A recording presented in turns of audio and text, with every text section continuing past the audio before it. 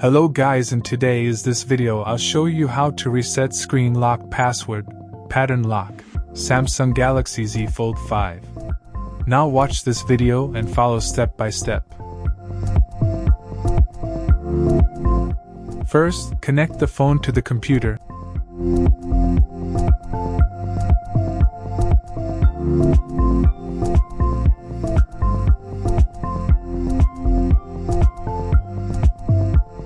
Then press and hold the power button and volume down button same time. As soon as the phone reboot, release the power and volume button and quickly press the power and volume up button same time.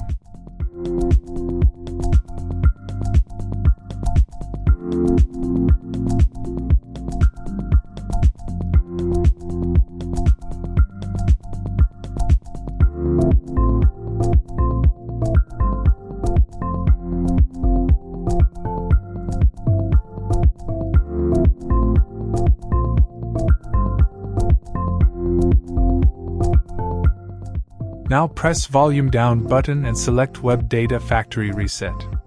Press power button for confirm.